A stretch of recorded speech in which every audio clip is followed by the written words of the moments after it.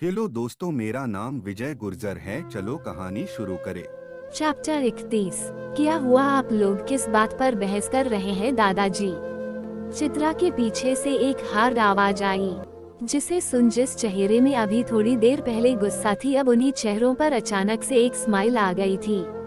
चित्रा ने जैसे ही सिद्धार्थ की आवाज सुनी, वह स्माइल करती हुई उससे बोली, देखिए ना भाई, दादाजी अभी अभी भाभी से हारे हैं और भाभी के जगह मैं उनसे ट्रीट मांग रही हूँ, तो ये मुझे ये कहकर मना कर रहे हैं कि मैंने उन्हें नहीं हराया। सिद्धार्थ अभी अभी अपना लंच खत्म कर बाहर आया था और अपने हाथ एक छोटे टॉवल से पोंछ रहा था। उसने टॉवल को अपने बगल में खड़ी एक मेड के हाथ में दिया और चित्रा के पास आ उसके सर को सहलाते हुए बोला, बात तो ठीक कह रहे हैं वो। जब उन्हें अलीशा ने हराया है तो ट्रीट या प्राइस जो भी है, उसकी इकलौती अधिकारी तो वही हुई ना। तो तुम्हें क्या चाहिए बेबी? सिद्धार्थ ने अलीशा के तरफ देखते हुए कहा। पर अलीशा तो अभी जो हुआ उसे देख एकदम सरप्राइज थी और मन में सोच रही थी कि ये चित्रा कितनी अच्छी एक्टिंग करती है। अभी तो यह इतने गुस्से में थी और अभी इसका चेहरा देखकर कोई नहीं बता सकता कि यह अभी गुस्सा भी थी। मानना पड़ेगा, मिस्टर कपूर की फैमिली काफी टैलेंटेड है। वो ये सब सोच ही रही थी, उसके कानों में सिद्धार्थ की आवाज पड़ी, बेबी। अलीशा ने बिना किसी एक्सप्रेशन के सिद्धार्थ के तरफ देखा और बोली, हाँ क्या कहा तुमने? चित्रा उसके बगल में खड़ी हो उसके कंधों को पकड़ एक स्माइल के साथ उसे छेड़ते हुए बोली, अरे भाभी, उन्होंने आपसे पूछा कि उनकी बेबी को अपनी जीत पर क्या गिफ्ट चाहिए। अलीशा को आज एक के बाद एक झटके मिल रहे थे। पहले उसके यहाँ आते ही उसकी शादी की बात, उसके बाद किचन में सिद्धार्थ को उसके किस में साथ देना और अब सिद्धार्थ का उसे बेबी कहना। अलीशा खुद में बड़बड़ाई, पता नहीं और कौन सा सरोज बाकी है आज मेरे लिए। आपने अभी क्या कहा भाभी? चित्रा अलीशा के तरफ अपने कानों को करती हुई उससे बोली, कुछ नहीं, मुझे कुछ भी नहीं चाहिए। अलीशा चित्रा को देख बोली। अलीशा की बात सुन दादाजी बोले, और बेटा, ऐसा कैसे हो सकता है कि तुम्हें कुछ नहीं चाहिए हो? तुमने मुझे हराया है और आज पहली बार मुझसे मिली हो, तो मेरा फर्ज बनता है कि मैं तुम्हें गिफ्ट दूं। फिर उन्होंने अपने जेब से अपना फोन निकल और किसी को कॉल कर बोले, मेरे रूम में बैग के साइड वाले वार्डरोब में एक रेड कलर की बॉक्स रखी हुई है, उसे लेकर तुरंत सिद्धार्थ के घर पर आओ। दूसरी तरफ से शायद उनके बातों पर अगले इंसान ने हामी भरी होगी, जिसे सुन दादाजी बोले, 15 मिनट के अंदर वो यहाँ होना चाहिए, और कॉल कट कर दी गई। अलीशा उनके कॉल काटने के बाद उनसे बोली, दादाजी, मुझे सच में किसी तरह की गिफ्ट नहीं चाहिए, आप प्लीज उन्हें मना कर दीजिए ना। दादाजी अलीशा की बातों को सुन बोले, बेटा, तुम मेरी होने वाली पौत्र बहू हो और आज मुझे तुम्हें आशीर्वाद के तौर पर कुछ तो देना ही था, इसलिए मैं तुम्हें वो गिफ्ट दे रहा हूँ और मुझे आगे इस बारे में कुछ भी नहीं सुनना। दादाजी सख्त आवाज में अलीशा को डांटते हुए बोले। अलीशा उनकी सख्त आवाज सुन चुप हो गई और सिद्धार्थ के तरफ देख अपनी आंखों के इशारे से उसे बोलने लगी, समझाओ न यार अपने दादाजी को। उसके जवाब में सिद्धार्थ ने एक डेविल स्माइल के साथ उसे देखते हुए इशारे में कहा, ये तुम्हारी प्रॉब्लम है, मैं इसमें तुम्हारी कोई मदद नहीं करूँगा। अलीशा ने घूरकर सिद्धार्थ को देखा और एक गहरी सांस बारकर अपने गुस्से को कंट्रोल करते हुए अपनी आंखों को सिद्धार्थ पर से हटा लिया। थोड़ी देर बाद सभी लोग पूल के पास बैठकर सिद्धार्थ के बचपन की बातें कर रहे थे। दादाजी अलीशा को बता रहे थे कि सिद्धार्थ अपने बचपन में कितनी शरारत करता था। वो बोले, जब ये छोटा था तो जो भी चीज इसे पसंद आ जाती थी, उसे पाने के लिए ये कुछ भी करने को तैयार हो जाता था, और अपनी चीजों को ये किसी और से शेयर नहीं करता था। ये अपनी चीजों लेकर हमारे रियल हाउस के छत पर चढ़ जाता था और कहता था, अगर किसी ने भी उसके पसंद की चीजों को हाथ लगाया तो ये उनके हाथ तोड़ देगा। वैसे तुम्हें पता है, बचपन में इसे एक लड़की पसंद आ गई थी, उसका नाम। दादाजी बात सुन सिद्धार्थ बोला, दादाजी, मुझे उस लड़की से अब नफरत है, आपको पता है ना। अलीशा ने सिद्धार्थ के तरफ आश्चर्य से देखा और बोली, तुम्हें और कितने लोगों से नफरत है? कितने लोगों से का क्या मतलब है तुम्हारा? सिद्धार्थ ने अलीशा को देख बोला। अलीशा ने बात बदलते हुए कहा, मेरा मतलब है कि वो जो भी लड़की है उससे तुम नफरत क्यों करते हो? उसने क्या किया है तुम्हारे साथ? अलीशा के सवाल सुन सिद्धार्थ की भौहें तन गई और वो हार्ड वॉइस में बोला, वो और उसकी माँ।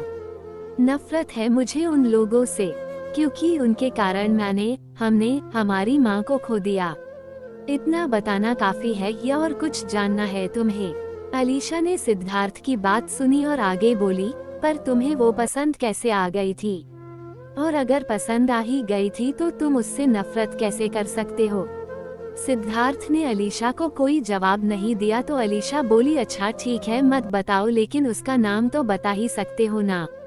इस बार भी सिद्धार्थ चुप रहा तो अलीशा दादाजी को देख बोली, दादाजी आप ही बताओ उस लड़की का क्या नाम था? दादाजी अलीशा को सवाल करता देख बोले, उसका नाम कुछ से था, काफी साल हो गए हैं तो मुझे उसका नाम याद नहीं है। दादाजी बात सुन अलीशा बोली, और दादाजी वो लड़की कहीं मैं ही तो नहीं, मेरे बचपन का नाम भी धा से शुरू होता है। अलीशा की बात सुन चित्रा झट से बोली, अरे नहीं नहीं भाभी, आप अगर वो लड़की होती तो भाई आपको पसंद तो छोड़ो, आपको देखना भी पसंद नहीं करते। इस पर दादाजी बोले, अरे छोड़ो, इसके वॉलेट में अभी भी उस बच्ची की फोटो है। अगर ये इतना ही उससे नफरत करता है तो उसकी फोटो लिए क्यों घूमता है? दादाजी बात सुन सिद्धार्थ छिड़ते हुए बोला, आपने मेरा वॉलेट किसकी परमिशन से देखा? दादाजी ने अपनी आवाज सख्त करते हुए कहा, अपने ही पोते के वॉलेट देखने के लिए अब मुझे परमिशन लेना होगा क्या? अलीशा को जब वहाँ का माहौल बिगड़ते हुए नजर आया तो वह बात संभालने के लिए बीच में बोली, दादाजी ये सब छोड़िए, 15 मिनट से ज्यादा हो गए हैं, मेरा गिफ्ट कहाँ है? अलीशा की आवाज सुन दादाजी शांत हो उससे बोले, हाँ बात तो सही है, अभी तक में उसे यहाँ पहुँच जाना चाहिए था। और फिर उन्होंने अपने जेब से अपना फोन निकल कॉल लगाया ही था कि उनके पीछे से आवाज आई, मैं आ गया दादाजी। हेलो दोस्तों, अभी के लिए बस इतना ही, आगे क्या हुआ और जानने के लिए अगले चैप्टर का वेट करें। अगर आपको ये स्टोरी अच्छी लग रही हो तो प्लीज इसे लाइक करें और मुझे कमेंट कर बताएं कि यह कहानी आपको कैसी लग रही है। मैं मिलती हूँ अगले चैप्टर के साथ, तब तक के लिए अपना और अपनी फैमिली का ख्याल रखें और मेरी कहानी पढ़ते रहें। चैप्टर 32। सभी ने उस आवाज के तरफ देखा। विभव अपने हाथ में एक बॉक्स ले उन्हीं लोगों के तरफ आ रहा था, जिसे देख सिद्धार्थ बोला, क्या तुम अकेले यहाँ आए हो? विभव आगे आता हुआ सिद्धार्थ से बोला, नहीं डैड भी है साथ में। अलीशा उसे देख समझ गई थी कि यह सिद्धार्थ का छोटा भाई है, क्योंकि देव ने उसे इसके बारे में बता रखा था, इसलिए वह खुद आगे आ विभव से बोली, हे तुम जरूर विभव हो, है ना? विभव ने अलीशा को आश्चर्य से देखते हुए बोला, हाँ मैं हूँ तो, लेकिन तुम कौन हो? चित्रा जल्दी से सामने आ बोली, भाई ये हमारी होने वाली भाभी है। भाभी? विभव ने अलीशा को देखते हुए बोला। फिर उसने सिद्धार्थ को देखा और कहा, भाई आपने कभी इनके बारे में मुझे बताया नहीं। मैंने बताया था लेकिन तुम शायद भूल रहे हो। सिद्धार्थ ने एक साफ और सटीक जवाब दिया। विभव ने अपने मेमोरी पर जोर देते हुए याद करने की कोशिश करने लगा कि सिद्धार्थ ने उसे इसके बारे में कब बताया था, और जैसे ही उसे याद आया वह तुरंत ही बोला, और तो ये वो हॉस्पिटल सर्चिंग गर्ल है। सिद्धार्थ ने कुछ नहीं कहा, बस उसे देखता रहा। विभव समझ गया कि अलीशा वही थी जिसे सिद्धार्थ पागलों की तरह हॉस्पिटल में ढूंढ रहा था। फिर उसने जल्दी से अपने हाथ में रखे बॉक्स को अपने दादाजी को दे वहां से उल्टे कदम भाग गया। अलीशा को कुछ समझ नहीं आया कि आखिर अभी ये क्या हुआ और वो रिएक्ट कर पाती, इससे पहले ही विभव अपने डैड के साथ वहां आ गया और उन्हें अलीशा के सामने खड़ा कर बोला, डैड ये वही लड़की है जिनके वजह से भाई हॉस्पिटल में थे। क्या मतलब है तुम्हारा की वजह से मैं हॉस्पिटल में पहुंच गया था? सिद्धार्थ एक हार्ड वॉइस में बोला, अरे मेरा मतलब है कि इन्होंने ही भाई को धनराज के। इससे आगे शब्द बोलता हुआ वह रुक गया क्योंकि वहां पर चित्रा भी थी और उसे इस बात का बिल्कुल भी पता नहीं था कि उसकी फैमिली एक गैंगस्टर फैमिली है। इसलिए विभव बात बदलता हुआ बोला, इन्होंने भाई को धनराज के ऑफिस के सामने बचाया था जब इन्हें एक कार ने धोकर मार दी थी। विभव के एक्सप्रेशन देख सब समझ गए थे कि विभव असल में क्या कहना चाहता है। इसलिए सिद्धार्थ के डैड ने अलीशा को देख बोले, थैंक यू बेटा, अगर तुम नहीं होती तो शायद मेरा बेटा आज उनके कुछ कहने से पहले ही अलीशा बोली, छोड़िए ये सब अंकल, मैं आज बहुत थक गई हूँ। माफी चाहूंगी कि मैंने आपको बीच में रोका, लेकिन अब मैं अपने घर वापस जाना चाहूंगी। अलीशा की बात सुन सिद्धार्थ बोला, तुम्हें अचानक क्या हुआ? जिसके जवाब में अलीशा बोली, मुझे कुछ ठीक नहीं लग रहा है। सिद्धार्थ ने अलीशा को जब ठीक से देखा तो पाया कि सच में उसकी तबीयत कुछ ठीक नहीं लग रही थी। जिस चेहरे पर अभी थोड़ी देर पहले रौनक थी, वह मुरझा गया था और पीला पड़ने लगा था। अलीशा बोली, प्लीज मुझे घर छोड़ दो, और वह 2 कदम सिद्धार्थ के तरफ बढ़ी। सिद्धार्थ ने अपना सर हाँ में हिलाया और अलीशा को अपने साथ ले जाते हुए बोला, डैड, इसे मैं आपसे कभी और मिलाऊंगा। उसके डैड सिचुएशन समझ रहे थे, इसलिए बोले, ठीक है, मैं वेट करूंगा। फिर सिद्धार्थ अलीशा को ले जाने लगा, पर दादाजी को याद आया कि उन्होंने अलीशा का गिफ्ट उसे दिया ही नहीं था। उन्होंने सिद्धार्थ को आवाज लगा कहा, बेटा ये गिफ्ट। सिद्धार्थ पीछे मुड़ रहा था, पर अलीशा ने उसके बाजुओं को पकड़ कहा, फिर कभी ले लूंगी, अभी घर चलो।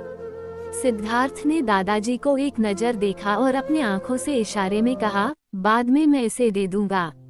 दादाजी ने इशारा समझा और स्माइल करते हुए बोले, अच्छे से जाना। जैसे सिद्धार्थ अलीशा के घर पहुंचा, अलीशा कार से जल्दी से उतरी और दौड़ती हुई अपने घर के तरफ जाने लगी। सिद्धार्थ भी उसके पीछे दौड़ रहा था। हमेशा की तरह सिद्धार्थ ने अलीशा के घर सामने वाले रोड पर गाड़ी खड़ा किया, क्योंकि अलीशा का घर रोड और दूसरी तरफ पड़ता था, इसलिए अलीशा को पहले रोड क्रॉस करनी पड़ती थी। अलीशा बड़ी थी और उसे ये सब बहुत अच्छे से आता था। एक रोड क्रॉस करना तो उसके लिए बच्चों का खेल था, पर आज वह बिना देखे ही रोड के तरफ भागी थी। अलीशा जैसे ही रोड के बीच में पहुंची, सिद्धार्थ ने उसका हाथ पकड़ उसे तेजी के साथ अपने तरफ खींचा और अलीशा एक कार से टकराते हुए बची।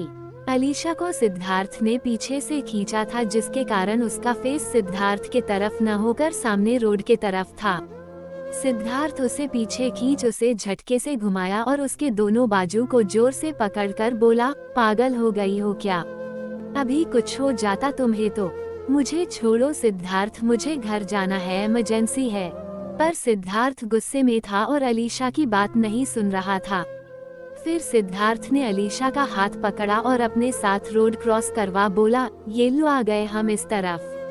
अलीशा ने सिद्धार्थ को थैंक्स कहा और अपना हाथ छुड़ा दौड़ती हुई घर के अंदर घुस गई। और सिद्धार्थ वही खड़ा हो ये सोचने लगा कि आखिर अलीशा को अचानक से क्या हो गया है। दूसरी तरफ एक बुटीक के बाहर एक आलीशान कार खड़ी थी और उस कार के सामने एक हैंडसम लड़का अपने हाथ में हाथ चढ़ाए, आंखों में ब्लैक शेड्स पहने उस बुटीक को देखे जा रहा था। तभी उसका फोन बजा। हेलो देव स्पीकिंग, देव ने स्मूथली और सॉफ्ट वॉइस में कहा। दूसरी तरफ से आवाज आई, हेलो देव, क्या तुम मेरी आवाज सुनकर डर गए? मुझे पता है कि वह तुम्हारी कोई वाइफ नहीं है, मिशा ने देव से कहा। तुमने मुझसे पूछा छुड़ाने के लिए उस लड़की को बुलाया था ना? देव बोला, मैं भला किसी लड़की को तुमसे दूर होने के लिए यूज क्यों करूँगा? ये वही लड़की है जिसकी मुझे हमेशा से तलाश थी, so please now leave me alone. Dev की बात सुन मिशा जोर जोर से हंसने लगी, फिर एक लंबी सांस भरकर बोली, मैं तुम्हारे घर आ रही हूँ ये देखने के लिए कि किस हद तक तुम मुझसे झूठ बोल सकते हो। अगर तुम और वो लड़की मुझसे झूठ बोल रहे हो तो तुम्हें मुझसे बचाने वाला कोई नहीं है, और ये बात तुम्हें अच्छे से पता है। तुम्हें मुझे यकीन दिलाना होगा कि तुम सच में उस लड़की, या बोलने चाहिए कि वो लड़की सच में तुमसे प्यार करती है। और तुम्हें पता ही कि मैं इतनी आसानी से किसी चीज पर यकीन नहीं करती। और याद रहे, अगर वो लड़की तुम्हारी वाइफ नहीं हुई तो उसे मारने में मुझे कोई हिचक नहीं होगी। तुम उसे हाथ भी नहीं लगाओगी। देव गुस्से में बोला। जवाब में मिशा ने एक एटीट्यूड के साथ कहा, जो मेरा है उसे पाने के लिए मैं कुछ भी कर सकती हूँ। और उसने कॉल काट दिया। देव वैसे तो आराध्या के बुटीक के पास इसलिए आया था कि उसे उसकी मदद करने के लिए उसे उसका इनाम दे सके, लेकिन मिशा के कॉल ने अब देव को सोच में डाल दिया कि वो आराध्या को उसके साथ रहने के लिए कैसे मनाएगा।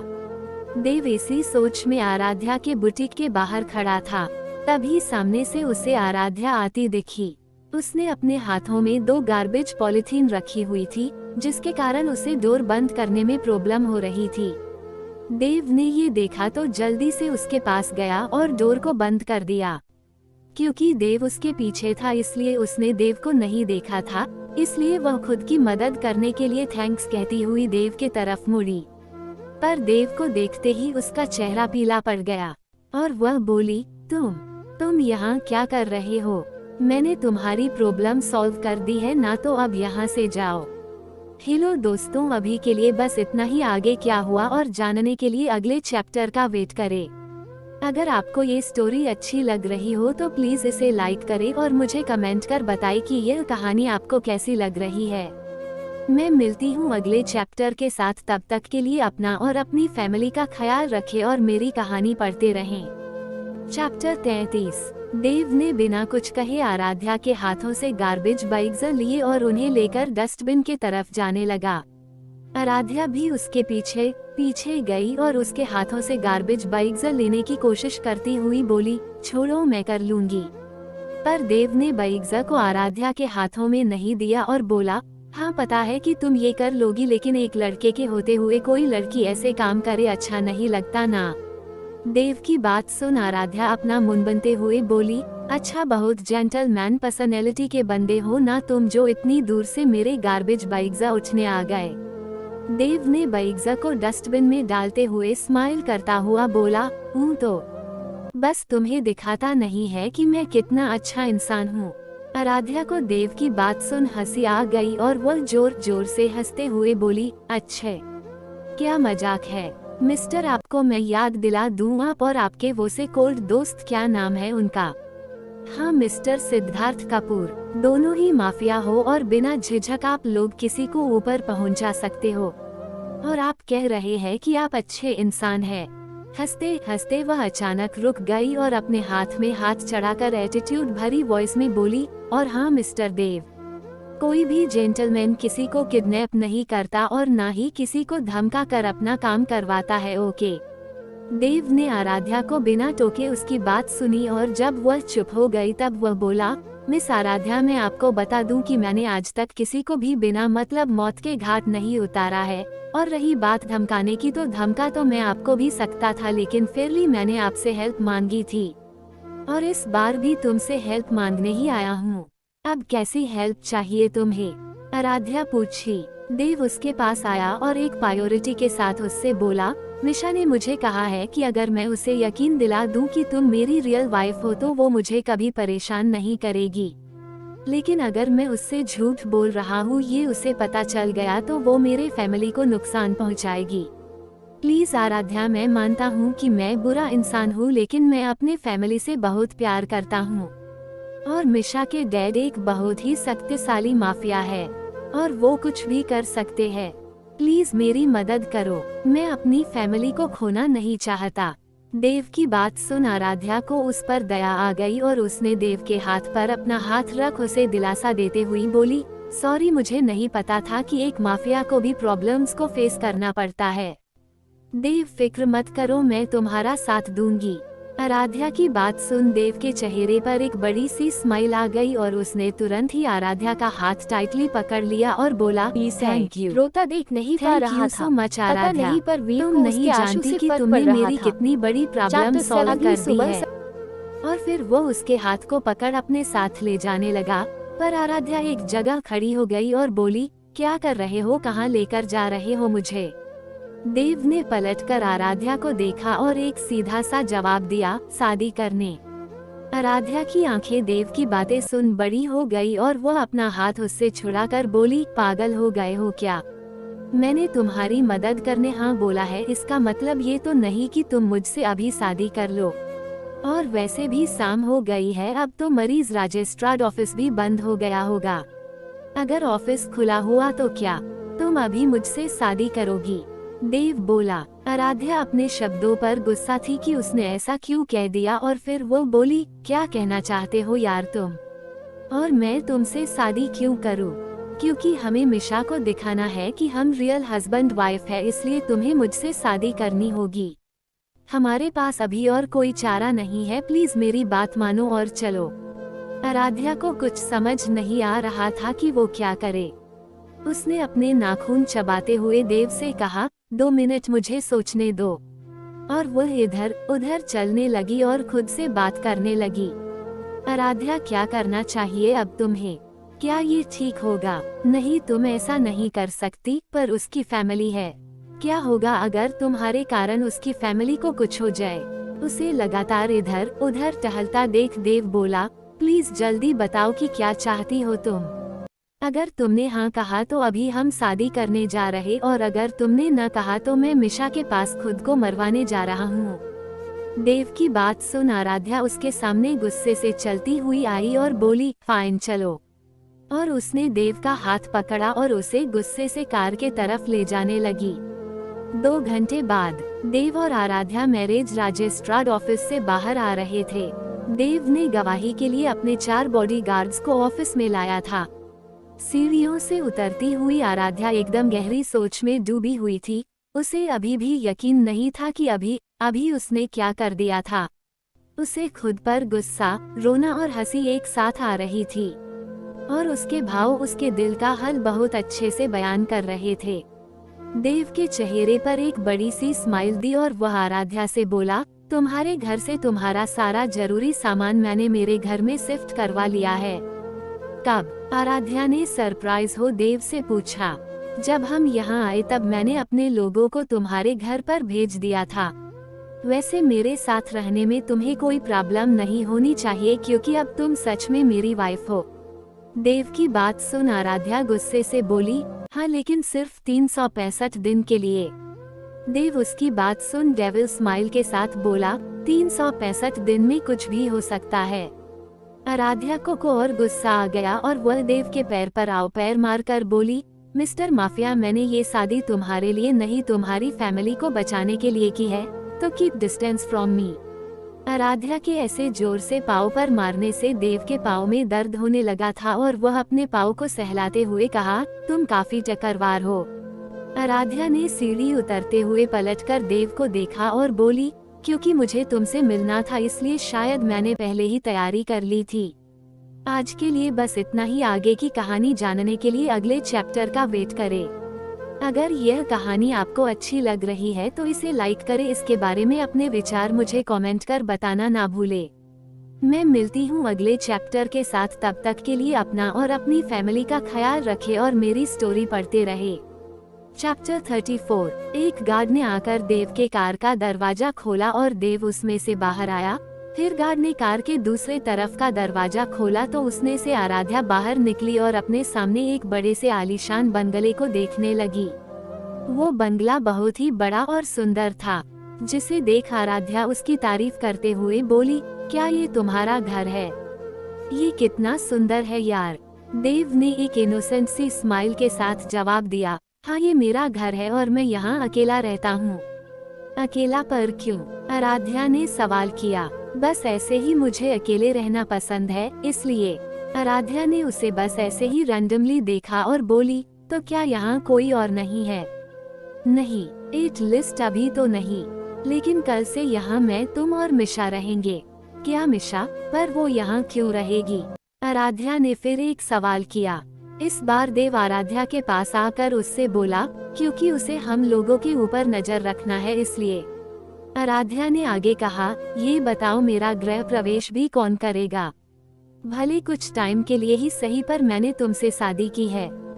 गृह प्रवेश क्या होता है? देव ने अपने भान सिकड़ते हुए पूछा, जिसे सुनकर आराध्या ने उसके तरफ देखकर कहा, डोंट से दैट कि तुम्हें सच में गृह प्रवेश नहीं पता है। देव अपने सर को खुजाया हुआ बोला, मुझे सच में इसके बारे में नहीं पता। देव की बात सुन आराध्या जोरों से हंसने लगी और जब हंसते हंसते उसका पेट दुखने लगा, वह अपने पेट को पकड़कर अपनी हंसी कंट्रोल करती हुई बोली, कैसे माफिया हो जिसे गृह प्रवेश भी नहीं पता? देव ने अपना चेहरा मुरझाते हुए कहा, मेरे घर में कोई लड़की नहीं है और न ही मैंने किसी की शादी देखी है, तो मुझे कैसे पता होगा? आराध्या को देव पर सच में दया आ रहा था, इसलिए वह 2 मिनट चुप होकर कुछ सोचने लगी। फिर उसने अपने पॉकेट से अपना फोन निकला और YouTube पर गृह प्रवेश कैसे होता है देव को दिखाने लगी। देव आराध्या के पीछे खड़े होकर वीडियो को एकदम ध्यान से देख रहा था। आराध्या भी वीडियो देख रही थी, पर उसे एहसास हुआ कि वीडियो देखने के लिए देव उसके एकदम पास आ गया था, जिसके कारण आराध्या का ध्यान भटक गया और वह देव से थोड़ी दूर होने लगी। उसके हिलने से देव को वीडियो देखने में मुश्किल हो रही थी, तो देव ने आराध्या के कंधे को लेफ्ट हाथ से पकड़ उसे अपने और पास किया और अपने राइट हैंड से जिस हाथ पर उसने मोबाइल पकड़ रखा था उसे पकड़कर वीडियो देखने लगा। आराध्या देव के छूने से अपनी सांस रोक उसी पोजीशन में बिना हिले खड़ी हो गई। उसके हाथ एकदम ठंडे थे, जिन पर देव के गर्म हाथों के टच से बहुत राहत मिल रही थी। देव एकदम ध्यान से वीडियो देखने में बिजी था, पर जैसे ही हल्की सी हवा चली उसे आराध्या के उड़ते हुए बालों की महक आई। आराध्या के बाल उड़ते हुए देव के चेहरे पर आकर पड़ रहे थे और देव उनकी महक को बहुत अच्छे से महसूस कर सकता था। उसने पूरा वीडियो खत्म कर लिया था, पर अभी भी उसने आराध्या को वैसे ही पकड़ कर खड़ा था और उसके बालों को देखे जा रहा था। थोड़ी देर बाद उसके कानों में आराध्या की आवाज पड़ी, देव। वीडियो खत्म हो गया। आराध्या से देव तुरंत ही उससे दूर होते हुए बोला, चलो मेरे साथ। फिर वो दोनों देव के घर के चौखट तक गए। वहां पहुंचते ही देव ने आराध्या से कहा, तुम यहीं रुको, मैं अभी आता हूँ। आराध्या देव की बात मान वहीं खड़ी रही। थोड़ी देर में देव वहां अपने हाथों में कुछ सामान लेकर आया और उसके पीछे 2-3 मेज भी अपने हाथ में कुछ सामान लेकर आई। आराध्या ने देखा देव के हाथों में वाटर कलर्स थे। आराध्या उन्हें देखकर मन में सोचने लगी, भला इनका क्या काम है। मेरे गृह प्रवेश में देव ने अपने राइट साइड में खड़ी एक मेड से कहा, उस गोल वाले वाश को खाली कर उसने चावल लेकर आओ। देव के कहे मुताबिक उस मेड ने वाश को खाली किया और उसमें चावल लेकर आ गई। देव ने उसके हाथ से वह वाश लिया और उसे आराध्या के सामने रखकर बोला, तुम्हारा कलश। आराध्या को देव की ऐसी प्यारी सी स्वागत से बहुत खुशी हुई। फिर देव ने एक स्टील की प्लेट मंगाई और उसमें अपने हाथ में रखे वाटर कलर को डालकर बोला, थोड़ा पानी लेकर आओ। दूसरी मेड दौड़कर पानी लाई और देव ने एक घड़ा सा घोल बनाया और बोला, मुझे साल्ता नहीं पता क्या होता है, पर वो रेड होता है, इसलिए ये तुम्हारा आलता। फिर देव 2 मिनट रुक थोड़ा सोचकर वापस एक रूम के तरफ दौड़ा और वहां से एक बड़ी सी वाइट ड्राइंग शीट लेकर आया और बोला, अब सब सही है। फिर उसने पलटकर टेबल के तरफ देखा और उसमें से एक एप्पल कैंडल को उठाया और उसे जलाकर आराध्या की आरती उतारने लगा। आरती के बाद उसने आराध्या के माथे पर रेड कलर का टीका लगाया और उसे रेड कलर को उसके मांग में भरकर बोला, मैंने दुल्हन के सर पर ये देखा था। उसके ऐसे करने से आराध्या उसे एकटक देखने लगी। देव आगे बोला, चलो अब अंदर आओ।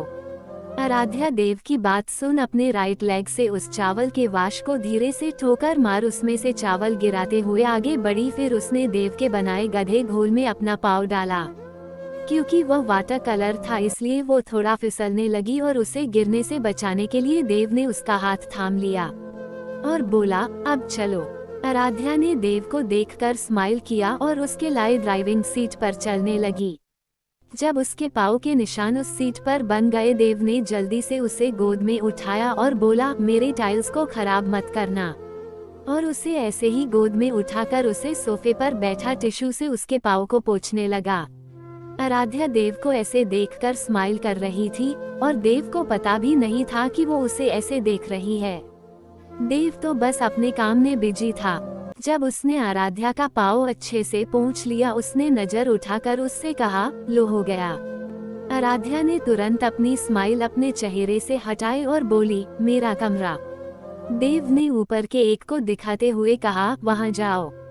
आराध्या ने सर उठाकर उस रूम को देखा, फिर बोली, मैं बहुत थक गई हूँ तो मैं सोने जा रही हूँ। और वो उठकर ऊपर के तरफ चली गई। उसके जाने के बाद देव ने अपनी मैस से बोलकर सभी सामान को चौखट से साफ करवाया और ड्राइंग सीट को लेकर एक रूम में चला गया। आराध्या रूम में जाने के बाद बेड में फैल गई और उसे कब नींद आ गई उसे पता भी नहीं चला। अगली सुबह आराध्या को सुबह जल्दी उठने की आदत थी और आदत के मुताबिक उसकी आंखें खुली। वो उठी और अपने तकिए को ठीक से एडजस्ट करने के लिए उसे पकड़ी, पर उसे आज अपना तकिया बहुत टफ लग रहा था। उसने अपने हथेलियों से उस तकिए को ठीक से महसूस करने के लिए उन्हें चारों तरफ चलाया तो पाया कि वो कोई तकिया नहीं था। और आराध्या ने सर उठाकर देखा तो वह देव के सीने पर सर रखकर सो रही थी। देव के हैंडसम से चेहरे को देख उसकी आंखें बड़ी हो गई और वह धीरे से उससे दूर होने लगी। पर उसके हिलते ही देव ने अपने दूसरे हाथ से उसे ग्रेव कर लिया और अपने पाँव को उसके पाँव के ऊपर रख उसे कटगल कर सो गया। हेलो दोस्तों, अभी के लिए बस इतना ही। आगे क्या हुआ जानने के लिए अगले चैप्टर का वेट करें। अगर आपको ये स्टोरी अच्छी लग रही है तो इसे लाइक करें। इसके बारे में आपके क्या विचार है मुझे कमेंट कर जरूर बताएं। मैं मिलती हूँ अगले चैप्टर के साथ, तब तक के लिए अपना और अपनी फैमिली का ख्याल रखें। चैप्टर 35। देव के कदल करने से आराध्या का फेस उसके चेस्ट पर आ टिका और उसके लिप्स भी। आराध्या को देव की बॉडी स्मेल आ रही थी जो उसे काफी अच्छी लग रही थी। पहले तो वह बहुत अनकंफर्ट थी, पर धीरे धीरे उसके हाथ देव को कॉडल करने बढ़ने लगे। लेकिन इससे पहले कि वह देव को कॉडल कर पाती, देव की आंखें खुल गई और उसने अपने बाहों में आराध्या को देख बोला, गुड मॉर्निंग डियर वाइफ जी। आराध्या देव की आवाज सुन रुक गई। देव को खुद से दूर पुश कर बोली, छोड़ो मुझे, किसकी परमिशन से तुमने मुझे गले लगाया। उसके ऐसे अचानक पुश करने से देव, जो कि बेड के एकदम कॉर्नर पे सोया हुआ था, नीचे गिरने लगा और खुद को संभालने के लिए उसने आराध्या को पकड़ा और दोनों ही जमीन पर जा गिरे। अब आराध्या देव के ऊपर थी और देव नीचे, और ऐसे गिरने से दोनों के बीच अनएक्सपेक्टेड किस हो गया था। आराध्या शॉक में थी और जल्दी से उठने की कोशिश करती हुई वह देव के सीने पर हाथ रह उठी, पर दोनों ब्लैंकेट में इस तरह फोल्ड हो गए थे कि आराध्या के उठते ही वह दोबारा से देव के ऊपर गिर गई, जिससे देव के साइन से उसका सर टकरा गया और देव दर्द होने के कारण हल्की सी आवाज में बोला, आह। उसकी ऐसी आवाज सुन आराध्या बोली, ये कैसी आवाज निकल रहे हो, किसी ने सुना तो क्या सोचेगा। देव ने सर झुकाकर आराध्या को देखा और बोला, तुमने मुझे अभी चोट पहुंचाई है और माफी मांगने की जगह तुम मुझे क्या बोल रही हो। आराध्या झुंझलाती हुई बोली, वो सब छोड़ो, मुझे इस जंजाल से बाहर निकालो। आराध्या को ऐसे देख देव बोला, रुको, हिलना बंद करो। आराध्या देव के कहने पर हिलना बंद कर वैसे ही उसके सीने में सर रख लेटकर देव क्या करेगा इसका वेट करने लगी। देव ने अपना दोनों हाथ ब्लैंकेट से मुश्किल के साथ बाहर निकाला और आराध्या को हग करके बोला, थोड़ी देर ऐसे ही रहो ना। आराध्या को समझ आया कि देव एक्चुअली में आराध्या की कोई मदद नहीं कर रहा था, इसलिए वह उससे गुस्सा करती हुई बोली, यार क्या कर रहे हो, मुझे काम में जाना है और तुम्हें भी तो ऑफिस जाना है ना। आराध्या की बात सुन वह बोला, हाँ चला जाऊंगा, थोड़ी देर बस ऐसे रहो फिर चला जाऊंगा।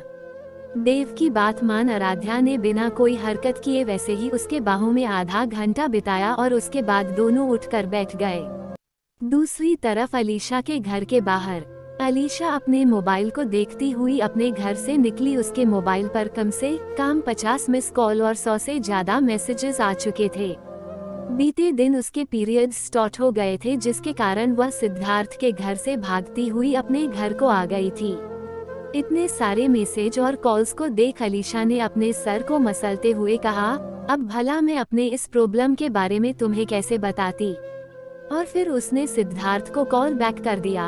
लगता है सिद्धार्थ उसी के कॉल का वेट कर रहा था, क्योंकि कॉल लगाने के 1 सेकंड के अंदर ही उसने कॉल उठते हुए कहा, तुम ठीक तो हो ना, तुम्हें क्या हुआ था, क्या कोई सीरियस मैटर है, तुम जल्दी आओ, हम डॉक्टर के पास जा रहे हैं। अलीशा सिद्धार्थ को रोकती हुई बोली, रुको, मैं बिल्कुल ठीक हूँ, मुझे कुछ नहीं हुआ है। अलीशा की बात सुन सिद्धार्थ बोला, पर तुम कल, मैंने खुद तुम्हें कल देखा था, तुम्हारा चेहरा एकदम पीला पड़ गया था। मैं कुछ नहीं जानता, तुम यहाँ आ रही हो और हम हॉस्पिटल जा रहे हैं, बस ये मेरा ऑर्डर है, ओके। और उसने कॉल काट दिया। अलीशा को मन में बोली, ये आदमी इतना जिद्दी क्यों है, अब मैं क्या करूं? अगर सच में इसने मुझे हॉस्पिटल ले जाना चाहा तो हे नारायण, मेरे ही लाइफ में इतना अजीब बंदा क्यों था यार। कुछ ही समय में वो ऑफिस पहुंच गई और जैसे ही वह अपने केबिन में गई, सिद्धार्थ उसे वहीं बैठा मिला।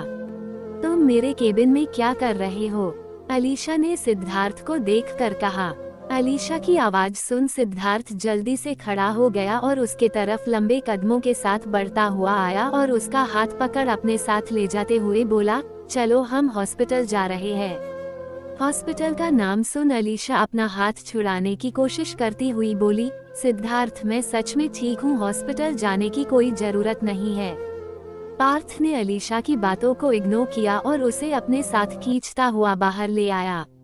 अलीशा लगातार उसे समझाने की कोशिश कर रही थी पर सिद्धार्थ उसकी बातों को सुनने को तैयार ही नहीं था। कुछ ही समय में वो दोनों हॉस्पिटल पहुंच गए। हॉस्पिटल को देख अलीशा बोली, मैं बिल्कुल भी कार से बाहर नहीं आ रही हूँ। सिद्धार्थ कार से बाहर निकला और अलीशा से बोला, अगर तुम बाहर नहीं आई तो मैं तुम्हें गोद में लेकर जाऊंगा। अलीशा ने कार के सीट को टाइटली पकड़ते हुए कहा, मैं अंदर नहीं जाऊंगी, मैं बोल दी बस। सिद्धार्थ को अब गुस्सा आ रहा था, इसलिए उसने अलीशा को फोर्सफुली कार से बाहर निकला और अपने कंधे में लटका उसे हॉस्पिटल के अंदर ले जाने लगा। अलीशा लगातार उसके कंधे को मार रही थी और उसे नीचे उतारने बोल रही थी पर सिद्धार्थ उसकी एक भी नहीं सुन रहा था। सिद्धार्थ को ऐसे एक लड़की को अपने कंधे में लता देख हॉस्पिटल के सारे लोग एक दूसरे से बातें कर रहे थे, जिसे अलीशा आराम से सुन सकती थी और शर्म से पानी पानी हुई जा रही थी। उसने जल्दी से अपना मुंह अपने हाथों से छिपा लिया और सिद्धार्थ से धीमी आवाज में बोली, प्लीज मुझे नीचे उतार दो, सब देख रहे हैं और मुझे अच्छा नहीं लग रहा है। अलीशा की रिक्वेस्ट सुन सिद्धार्थ ने उसे प्यार से नीचे उतरा और बोला, चुपचाप मेरे साथ अंदर चलो। हेलो दोस्तों, अभी के लिए बस इतना ही। आगे क्या हुआ जानने के लिए अगले चैप्टर का वेट करें। अगर आपको ये स्टोरी अच्छी लग रही है तो इसे लाइक करें। इसके बारे में आपके क्या विचार है मुझे कमेंट कर जरूर बताएं। मैं मिलती हूँ अगले चैप्टर के साथ, तब तक के लिए अपना और अपनी फैमिली का ख्याल रखें। चैप्टर 36। अलीशा ने अपने कदमों को जमीन पर महसूस किया, क्योंकि उसने अभी भी अपने चेहरे को अपने हाथों से ढक रखा था। उसने अपने उंगलियों के बीच से सिद्धार्थ को देखा और धीमी आवाज में बोली, अरे मुझे सच में डॉक्टर की जरूरत नहीं है, ये हम लड़कियों के लिए नॉर्मल है। सिद्धार्थ को अलीशा की बात ठीक से सुनाई नहीं दी और उसे लगा कि अलीशा डॉक्टर से मिलने से मना कर रही है, तो उसने अलीशा का हाथ पकड़ा और अपने साथ खींचता हुआ उसे डॉक्टर के केबिन में ले गया। बेचारी अलीशा न चाहते हुए भी सिद्धार्थ के साथ खींचती हुई वहां जा पहुंची। उसने खुद को पीछे खींचने की बहुत कोशिश किया मगर वह नाकाम थी और सिद्धार्थ ने उसे खींचकर डॉक्टर के सामने बैठा कर बोला, डॉक्टर पत्रे इसे चेक करो। सौभाग्य से डॉक्टर एक लेडीज थी, जिसे देख अलीशा को थोड़ी सांस आई और वह डॉक्टर को अपने पास बुला उसके कान में अपने पीरियड स्टार्ट होने के बारे में बताते हुए बोली, अब आप बताएं मैं इन्हें कैसे समझाऊं। डॉक्टर ने सिद्धार्थ को देखकर कहा, मिस्टर कपूर आपकी गर्लफ्रेंड को कोई सीरियस प्रॉब्लम नहीं है, आप इसे ले जाएं। सिद्धार्थ को डॉक्टर की बात सुन गुस्सा आ गया और उसने टेबल को गुस्से से ठोकते हुए कहा, क्या मतलब है तुम्हारा? तुमने अभी उसे चेक भी नहीं किया और बोल रही हो कि उसे कोई सीरियस प्रॉब्लम नहीं है। तुम्हें किसने डॉक्टर की डिग्री दी है जब तुम्हें अपने पेशेंट के प्रॉब्लम्स के बारे में पता ही नहीं? सिद्धार्थ को गुस्सा करते देख अलीशा उसे समझाने की कोशिश करने लगी, लेकिन सिद्धार्थ उसकी बात सुनने को तैयार ही नहीं था और गुस्से में डॉक्टर की तरफ जाने लगा। अलीशा को लगा कि अब बात हद से ज्यादा बिगड़ रही है और वह तेज आवाज में बोली, सिद्धार्थ मेरे पीरियड स्टार्ट है। सिद्धार्थ अभी भी डॉक्टर की तरफ जा रहा था और गुस्से में उनसे बोला, सुना तुमने, उसके पीरियड स्टार्ट है और तुम बोल रही हो कि कोई प्रॉब्लम नहीं। और ऐसा बोल वह डॉक्टर के पास पहुंच ही गया था कि उसे अलीशा के कहे शब्द समझ आए और उसने आश्चर्य से अलीशा के तरफ देखा और धीरे से हिचकिचाते हुए बोला कि क्या कहा तुमने अभी? तुम्हारे क्या स्टार्ट है? अलीशा ने सिद्धार्थ को गुस्से से देखते हुए अपने दांत पिसते हुए कहा, पीरियड। सिद्धार्थ को अब कुछ भी समझ नहीं आ रहा था कि वह कैसे रिएक्ट करे। उसने तुरंत पलटकर डॉक्टर को देखा और बिना उनसे कुछ कहे अपने पॉकेट में हाथ डाल लंबे कदमों के साथ वहां से बाहर निकल गया। उसके जाने के बाद अलीशा ने डॉक्टर से माफी मांगी और वहां से बाहर आ गई। सिद्धार्थ वहीं बाहर उसका वेट कर रहा था, पर जैसे ही वो बाहर आई सिद्धार्थ ने अपनी नजर दूसरी तरफ घुमा ली और इधर उधर देखते हुए उससे बोला, तुमने मुझे पहले क्यों नहीं बताया? अपने मुझे बताने का मौका दिया। अलीशा गुर्राती हुई बोली। सिद्धार्थ एक छोटे से बेबी के जैसे मुंह बनाकर बोला, आई एम सॉरी। अलीशा ने घूरकर उसे देखा और बोली, अब चलो यहाँ से। सिद्धार्थ अलीशा के गुस्से का अच्छे से मतलब समझ सकता था, इसलिए चुपचाप उसके पीछे पीछे सर झुकाए चलने लगा। सिद्धार्थ ने बाहर निकल अलीशा के लिए कार का डोर ओपन किया और अलीशा उसने बैठ गई और उनकी कार वहां से कंपनी के लिए रवाना हो गई। दोपहर में अलीशा हर रोज के तरह अपने आंटी के बनाए टिफिन ले कंपनी के बाहर बने कैंटीन के तरफ जा रही थी, जिसे सिद्धार्थ अपने केबिन से देख रहा था और मन में सोच रहा था कि कंपनी में इतना बड़ा और अच्छा कैंटीन होने के बावजूद ये कहाँ जा रही है। और तुरंत वो उसे फॉलो करने लगा और उसे अलीशा एक कैंटीन में अकेले बैठकर लंच करती थी और उसे देख वो वापस मुड़ने लगा, पर अचानक ही उसने देखा कि अलीशा के पास एक लड़का आकर बैठ गया, जिसे देख अलीशा के चेहरे पर एक स्माइल आ गई थी। अलीशा ने उस लड़के को अपना आधा खाना दिया और उससे बात करने लग। उस लड़के ने अलीशा से कुछ कहा, जिसे सुन अलीशा सरप्राइज लग रही थी। फिर वो उसी एक्सप्रेशन के साथ उस लड़के से कुछ बोली, जिसका जवाब मिलते ही वो खड़ी हो गई और अपने सामने बैठे लड़के के तरफ दौड़कर गई और उसके हाथों को गले लगाकर झूलने लगी। फिर उस लड़के ने अलीशा के सर को अपने हाथों से प्यार से सहलाया और उसे साइड खाना खत्म करने को कहा, क्योंकि उसके कुछ बोलते ही अलीशा ने अपना सर हाँ में हिलाया और अपने चेयर पर वापस बैठ लंच करने लगी। वो दोनों एक दूसरे के साथ बहुत खुश नजर आ रहे थे, जिसे देख सिद्धार्थ अंदर से बुरी तरह से जल रहा था और उसकी नजरें गुस्से से लाल हुई जा रही थी। उसने अपनी मुट्ठी गुस्से से बंधी और वापस कंपनी के तरफ चला गया। थोड़ी देर बाद अलीशा अपने हाथ में बैग को घुमाते हुए गाना गा रही थी और उछलते हुए अपने केबिन के तरफ जा रही थी। रुको! अलीशा के पीछे से एक हार्ड और गुस्से से भरी आवाज आई। उसने स्माइल करते हुए पीछे मुड़कर देखा और बोली, हाँ बोलो। अलीशा के इतना कहते ही सिद्धार्थ उसके पास तेज कदमों के साथ आया और उसका हाथ पकड़ अपने केबिन में खींचता हुआ ले जाने लगा।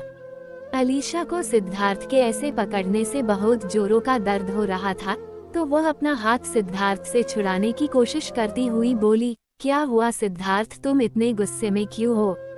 सिद्धार्थ उसे गुस्से में अपने प्राइवेट स्टडी में ले जाकर सोफे में देखता हुआ बोला, क्या हुआ? ये तुम पूछ भी कैसे सकती हो? सिद्धार्थ के ऐसे फेंके जाने से अलीशा के घुटनों में चोट लग गई थी और उसके आंखों में आंसू आ गए थे। अलीशा ने अपने घुटनों के दर्द को बर्दाश्त किया और पलटकर सिद्धार्थ से बोली, क्या तुम पागल हो गए हो? क्या किया है मैंने जो ऐसा बिहेव कर रहे हो मेरे साथ? सिद्धार्थ अलीशा के पास आ उसके गालों को स्क्विज करता हुआ बोला, कौन था वो? अलीशा को समझ नहीं आया कि सिद्धार्थ किसकी बात कर रहा है, तो उसने सिद्धार्थ को पीछे धक्का देते हुए कहा, कौन था? किसकी बात कर रहे हो तुम? सिद्धार्थ ने एक चुटकी बजाई, जिससे उस रूम की सारी लाइट बंद हो गई। फिर सामने के दीवार पर एक वाइट रोशनी दिखाई दी, जिसे सिद्धार्थ गुस्से में देख रहा था। अलीशा सिद्धार्थ के चेहरे को देख रही थी, फिर उसके आंखों के डायरेक्शन के तरफ अपनी नजर घूमते हुए आश्चर्य से बोली, तुम इनकी बात कर रहे हो? दीवार पर अलीशा और एक लड़का साथ में कैंटीन से साथ में बाहर आते दिखाई दे रहे थे। सिद्धार्थ ने अलीशा को गुस्से से घूरा और उसके गर्दन को पकड़कर बोला, अब तुम बता रही हो या मैं इसका पंचनामा खुद तैयार करूं? अलीशा का गर्दन पकड़ने के कारण उसका दम घुटने लगा था और वह सिद्धार्थ का हाथ हटाने की कोशिश करने लगी, लेकिन सिद्धार्थ इतनी गुस्से में था कि वह क्या कर रहा है उसे खुद को नहीं पता था। अलीशा अब कुंचुआज होने लगी थी और उसके आंखों से आंसू निकलने लगे थे। तभी सिद्धार्थ ने उसे छोड़ा और वह जमीन पर धम से गिर पड़ी और कहते हुए बोली, उन्हें कुछ मत करना प्लीज। अलीशा को किसी और की इतनी फिक्र करते देख सिद्धार्थ को और गुस्सा आ गया और उसने अपने जेब से फोन निकल किसी को कॉल लगाया और बोला, मुझे ये लड़का अभी चाहिए। फोटो मैं भेज रहा हूँ, इसे लाना तुम्हारा काम है। हेलो दोस्तों, अभी के लिए बस इतना ही। आगे क्या हुआ जानने के लिए अगले चैप्टर का वेट करें। अगर आपको ये स्टोरी अच्छी लग रही है तो इसे लाइक करें। इसके बारे में आपके क्या विचार है मुझे कमेंट कर जरूर बताएं। मैं मिलती हूँ अगले चैप्टर के साथ, तब तक के लिए अपना और अपनी फैमिली का ख्याल रखें। चैप्टर 37। अलीशा अपने सीने पे हाथ रख अपने सांस को कंट्रोल करने की कोशिश कर रही थी। तभी उसके कानों में सिद्धार्थ की बात पड़ी और वह जल्दी से खड़ी होकर उसके पास जाने लगी, लेकिन सिद्धार्थ ने उसे धक्का देकर उस रूम में बंद कर दिया और वहां से चला गया। अलीशा ने दरवाजा खटखटाते हुए कहा, प्लीज दरवाजा खोल दो, पर सिद्धार्थ वहां से जा चुका था।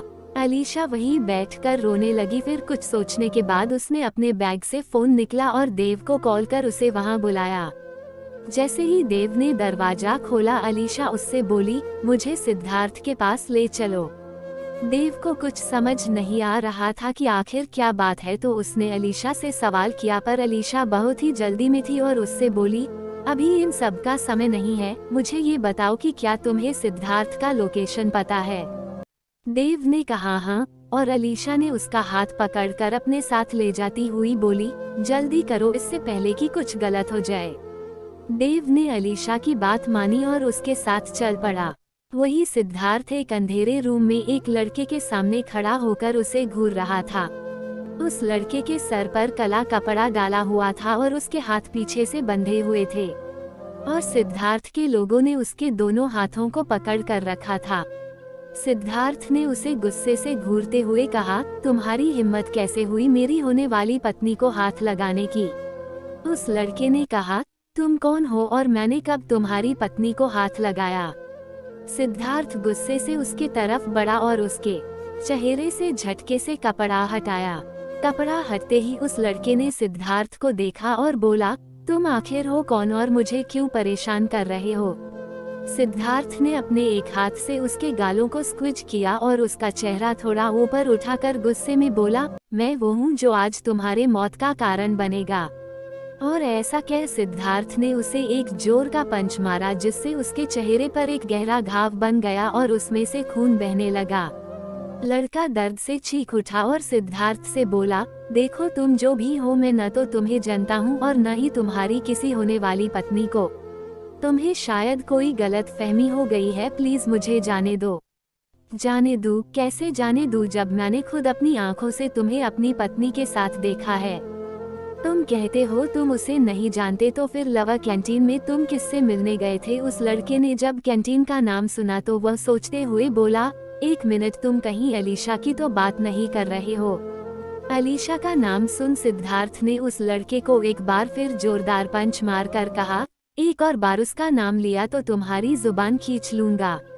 इस बार उस लड़के ने सिद्धार्थ को घूर कर देखा और बोला, ऐसे हाथ बांध कर मरना तो बुज़दिलों का काम है, हिम्मत है तो मेरे हाथ खोलो और बराबरी का मुकाबला करो। सिद्धार्थ ने उसकी नजरों से नजरें मिलते हुए कहा, अच्छा तो देखते हैं कौन जीतता है। और उसने अपने आदमियों को उसे छोड़ने को कहा। सिद्धार्थ की बात मान उन लोगों ने उस लड़के को खोल दिया। अब सिद्धार्थ और वो लड़का एक दूसरे के आमने सामने खड़े थे। सिद्धार्थ अपने स्लीव को मोड़ते हुए डेविल स्माइल के साथ उस लड़के से बोला, तुमने मुझे चैलेंज करके बहुत बड़ी गलती कर दी है। सिद्धार्थ की बातों का जवाब देते हुए उस लड़के ने अपने हाथों को बॉक्सिंग की पोजीशन बनाते हुए बोला, अगर बात अलीशा की है तो मैं तुम जैसे लड़के के हाथों उसे नहीं आने दूंगा। सिद्धार्थ ने दूसरी बार अलीशा का नाम सुनकर उस लड़के पे अटैक करना शुरू कर दिया। सिद्धार्थ अपने पाँव से उस लड़के के सीने पर एक जोर की लात मारी, जिससे वह लड़का 2-3 कदम पीछे हो गया। फिर वह दौड़कर सिद्धार्थ की तरफ आया और सिद्धार्थ के चेहरे पर एक पंच मारा। उस लड़के का पंच काफी जोर का था, जिसके कारण सिद्धार्थ के चेहरे पर भी एक गहरा कट लग गया। सिद्धार्थ समझ गया था कि उस लड़के ने बॉक्सिंग की ट्रेनिंग ले रखी है। सिद्धार्थ ने अपने चेहरे से निकलते हुए खून को अपने हाथों से छूते हुए उसे देखा, फिर स्माइल कर बोला, तो जैसा मैंने सोचा था तुम वैसे नहीं हो, मुझे खुशी होगी तुम्हें मौत के घाट उतारने में। और सिद्धार्थ आगे बढ़ा। वो दोनों एक दूसरे को बराबर का टक्कर दे रहे थे और थोड़ी ही देर में उन दोनों को देख ऐसा लग रहा था जैसे वो किसी जंग के सैनिक हो। दोनों के कपड़े कई जगहों से फट चुके थे और उनके चेहरे, हाथ, पांव और शरीर के अलग अलग जगहों पर बहुत सारी चोट आ गई थी। दोनों ही लड़ते लड़ते काफी थक गए थे, लेकिन अभी भी कोई हार मानने को तैयार नहीं था। दोनों एक दूसरे को मरते हुए एक दीवार से जा टकराए और कुछ समय के लिए एक दूसरे से अलग हो गए। पर थोड़ी ही देर में वो दोनों फिर एक दूसरे को मारने के लिए एक दूसरे के सामने आ खड़े हुए। इस बार वह लड़का सिद्धार्थ को मारने आगे बढ़ा और उसने सिद्धार्थ को मारने अपना हाथ उठाया। सिद्धार्थ ने उसे डॉच किया और तेजी के साथ उसके पीछे आते हुए उसके पीठ पर एक लात जमा दिया और वह लड़का जमीन पर मुंह के बल जा गिरा। फिर वह पलटा और सिद्धार्थ उसके उठने से पहले ही उसे एक और लात मार वापस जमीन पर बिछा दिया और उसके ऊपर आकर उसके चेहरे पर एक के बाद एक मुक्के बरसाना शुरू कर दिया, जिससे वह लड़का बेहोश होने लगा। सिद्धार्थ उसे लगातार मारे जा रहा था, तभी उसके पीछे से एक घबराई हुई आवाज आई, भाई। सिद्धार्थ ने पलट कर देखा, उसके पीछे अलीशा डरी हुई सी आंखों में अंशु लिए हौंफते हुए खड़ी थी। शायद वह दौड़ती हुई वहां आई थी क्योंकि उसके चेहरे पर पसीनों की बूंदें थी और उसकी सांसें हैवी चल रही थी। अलीशा रोते हुए दौड़कर सिद्धार्थ के पास आई और सिद्धार्थ को राज के ऊपर से हटाकर राज को उठाने की कोशिश करने लगी। वो रोते हुए राज से बोली, भाई ये आपको क्या हो गया? फिर उसने सिद्धार्थ को देखा और चिल्लाकर बोली, क्या किया तुमने मेरे भाई को? भाई शब्द सिर्फ दो, लेकिन उनका मतलब बहुत बड़ा था। सिद्धार्थ अलीशा को बेसुध होकर देखने लगा। वह बहुत शौक में था। अलीशा गुस्से से सिद्धार्थ के तरफ बढ़ उसका कॉलर पकड़कर बोली, मिस्टर सिद्धार्थ कपूर, अगर मेरे भाई को कुछ भी हुआ तो मैं तुम्हें छोड़ूंगी नहीं। सिद्धार्थ अभी भी कुछ नहीं बोल रहा था और बस खड़ा होकर राज को देखे जा रहा था। फिर अचानक ही वह होश में आता हुआ बोला, जल्दी करो, इसे हॉस्पिटल लेकर चलो। सिद्धार्थ के कहते ही उसके गार्ड्स ने राज को उठाया और हॉस्पिटल के लिए निकल पड़े। अलीशा भी उन लोगों के पीछे भागी। कुछ समय बाद सभी लोग हॉस्पिटल पहुंच चुके थे। डॉक्टर्स ने सिद्धार्थ के कहने पर तुरंत ही राज का ट्रीटमेंट स्टार्ट कर दिया था। 1 घंटा बीत चुका था, लेकिन अभी भी उसे होश नहीं आया था। अलीशा उसके वार्ड के बाहर बैठकर रोई जा रही थी और सिद्धार्थ उसे दूर से देख रहा था। उसने जो गलती की थी उसकी माफी मांगने के लिए वो हिम्मत जुटा रहा था, तभी एक नर्स आकर उससे बोली, सर आपको भी ड्रेसिंग की जरूरत है। सिद्धार्थ ने उस नर्स को देखा और मन करते हुए कहा, जब तक उस लड़के को होश नहीं आ जाता मैं ऐसे ही रहूंगा। तभी देव बोला, तुम्हें भी बहुत गहरी चोट आई है तो अच्छा होगा कि तुम इनकी मरम्मत करवा लो। हेलो दोस्तों, अभी के लिए बस इतना ही। आगे क्या हुआ जानने के लिए अगले चैप्टर का वेट करें। अगर आपको ये स्टोरी अच्छी लग रही है तो इसे लाइक करें। इसके बारे में आपके क्या विचार है मुझे कमेंट कर जरूर बताएं। मैं मिलती हूँ अगले चैप्टर के साथ, तब तक के लिए अपना और अपनी फैमिली का ख्याल रखें। चैप्टर 38। मैंने कहा ना, मुझे इसकी कोई जरूरत नहीं है। सिद्धार्थ ने देव के तरफ एक डेंजरस लुक देकर कहा। देव को समझ आ गया कि सिद्धार्थ उसकी बात नहीं मानेगा, तो उसने सिद्धार्थ की बात मानने का फैसला किया और वहां पर से चला गया और अलीशा के पास जाकर बैठ गया। अलीशा अपने भाई के वार्ड को देखते हुए रोए जा रही थी, तो देव ने उसे चुप करने के लिए उसके कंधे पर हाथ रख बोला, वो ठीक हो जाएगा, फिक्र मत करो। अलीशा देव के ऐसे कहने से और रोने लगी और रोते हुए बोली, कोई किसी को इतनी बुरी तरह से कैसे मार सकता है? उसे गलत फहमी हो गई थी, इसलिए उसने ऐसे किया। देव अलीशा को समझने की कोशिश करता हुआ बोला, गलत फहमी? मिस्टर देव, गलत फहमी में भी कोई किसी को ऐसे नहीं मरता, और उनकी गलती क्या थी? सिर्फ इतनी कि वो मेरे साथ थे और उनकी ये हालत कर दी गई। अगर मैं सच में किसी के साथ रिलेशन में आई तब तो ये उसे मार ही डालेगा। अलीशा देव को गुस्से से देखती हुई बोली, मैं आपसे रिक्वेस्ट करती हूँ, अगर आपको सिद्धार्थ की पैरवी करनी है तो प्लीज यहाँ से चले जाएं। अलीशा की बात सुन देव बोला, मैं यहाँ से चला जाऊँ, लेकिन क्या इससे सब ठीक हो जाएगा? यहाँ तुम बैठकर रो रही हो और वहाँ सिद्धार्थ अपना बैंडेज करवाने से मना कर रहा है। देव के कहते ही अलीशा ने उस ओर देखा जहाँ सिद्धार्थ खड़ा था। उसकी भी हालत बहुत खराब हो रही थी और उसने अपने पेट को पकड़ रखा था। अलीशा ने उसे देखा और बोली, उन्हें कहो ऐसे बैंडेज न करवाने से मेरे भाई जल्दी ठीक नहीं होंगे, तो वो जाएं और अपना मरहम पट्टी करवाएं। तुम्हें क्या लगता है मैंने कोशिश नहीं की है? मैंने अपने तरफ से पूरी कोशिश कर ली है, अब मैं उसे कुछ नहीं बोलने वाला। देव कोल्ड वॉइस में बोला। अलीशा अचानक से खड़ी हुई और अपने अंशु पोंछकर सिद्धार्थ के पास जा पहुंची। अलीशा को अपने तरफ आते देख सिद्धार्थ सीधा खड़ा हो गया। उसे लगा कि अलीशा उस पर गुस्सा निकलने आ रही है, पर अलीशा उसके पास आई और उसके हाथ को पकड़ अपने साथ ले जाने लगी। सिद्धार्थ भी बिना कुछ बोले बस उसके साथ चलता रहा। अलीशा उसे सीधा बैंडेज कराने ले गई और उसे चेयर में बैठा नर्स से बोली, इनका अच्छे से बैंडेज कर दीजिए, और इतना बोल वह जाने लगी। उसे जाता देख सिद्धार्थ बोला, मुझे नहीं करवाना है। सिद्धार्थ की बात सुन अलीशा खड़ी हो गई और पलट कर बोली, मैंने जब कह कि इनका बैंडेज करना है, इसका मतलब है कि करना है। इनकी तो आदत है लोगों को डराने धमकाने की, आप इनकी बातों को इग्नोर करिए और बैंडेज करिए। अलीशा के कहने पर नर्स सिद्धार्थ के तरफ बैंडेज के लिए बढ़ी, लेकिन उसके गुस्से से भरी आंखों को देख उसके पाँव वहीं रुक गए और उसने अलीशा को मदद भरी आंखों से देखा। अलीशा समझ गई थी कि क्या हुआ, इसलिए वह आगे आई और सिद्धार्थ के सामने अपने हाथ में हाथ चढ़ाकर खड़ी हो गई और उसे घूरती हुई नर्स से बोली, आप बैंडेज करिए, मैं देखती हूँ आपको कौन क्या करता है। सिद्धार्थ भी अलीशा को देख रहा था और उन दोनों की नजरें एक दूसरे से बिल्कुल भी नहीं हट रही थी। अलीशा सिद्धार्थ को गुस्से से देख रही थी और सिद्धार्थ उसके चेहरे पर कोई एक्सप्रेशन नहीं था। वो बस एक कोल्ड सा एक्सप्रेशन लिए अलीशा को देखे जा रहा था। पूरे ड्रेसिंग के टाइम में वह बिना कुछ कहे और बिना किसी तरह की हरकत किए बस बैठकर अलीशा को देखे जा रहा था। थोड़ी देर में नज ने कहा, बैंडेज लग गया। उसकी आवाज पड़ते ही अलीशा ने अपनी नजरें सिद्धार्थ पर से हटाई और वहां से जाते हुए बोली, खबरदार जो इन पट्टियों को हाथ भी लगाया। और वह वहां से चली गई। जैसे वह बाहर निकली उसे देव मिला और उसने अलीशा से कहा, मैं तुम्हें ही ढूंढ रहा था, तुम्हारे भाई को होश आ गया है। अलीशा ये सुन तुरंत दौड़ती हुई अपने भाई के वार्ड में पहुंच गई और अपने भाई के पास जाकर बोली, भाई अब आप कैसे हैं? राज ने अलीशा को देखा और उठने की कोशिश करता हुआ बोला, मैं ठीक हूँ, पर क्या तू ठीक है? अलीशा ने उसे उठने से मना किया और बोली, भाई आप लेटे रहिए, आपको बहुत चोट आई है।